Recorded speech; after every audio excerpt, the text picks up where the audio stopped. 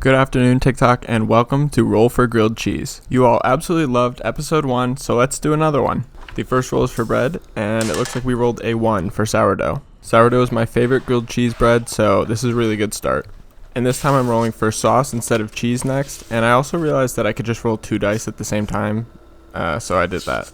Oh, and also I ordered some more dice because I only have these 6-sided dice, so in the next episode we're going to have more variety in our rolls.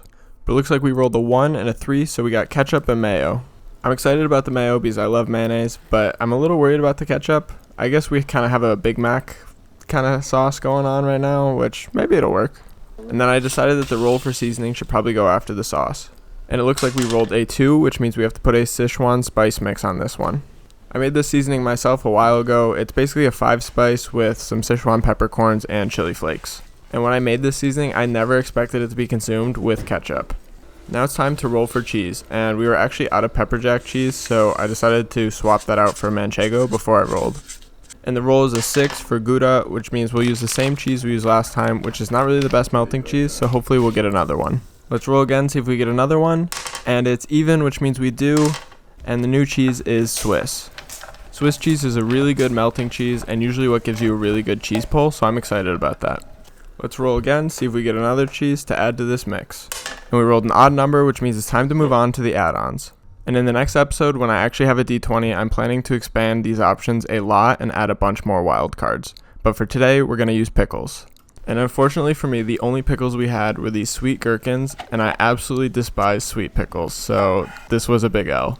But that's the last of the sandwich ingredients, so let's close it up and figure out what we're going to toast this with. And for the toasting lubricant, we got a 4, which is sesame oil. I actually think the sesame oil is going to help the Sichuan seasoning make a little bit more sense in this sandwich, but we do kind of have a lot going on now. But it's time for our final roll for cooking method. And it's a 5. We're going to microwave it. I think this is pretty much a death sentence for this grilled cheese sandwich. I've never microwaved a sandwich before, so I put it in for a minute, and that wasn't really enough.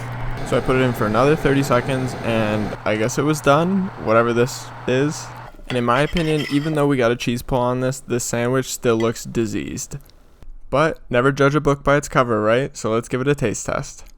Microwaving it actually made the crust of the bread like really tough and hard to bite through. But then once I got through, I kind of wished I hadn't. There were a lot of flavors going on, and none of them really made sense. I'm giving this a 0 out of 10. It was legitimately one of the worst things I've ever eaten. And I'm going to name it a not a Gouda sandwich. I couldn't even finish this thing. It was that bad. But as you guys have seen in my channel before, I hate creating food waste, so I was pretty upset about this. I composted the sandwich, and I decided that if any of these sandwiches are ever so gross that I can't finish them, I'll be donating $20 to my local food bank. So every time I have a really bad meal, some other people will have a good one.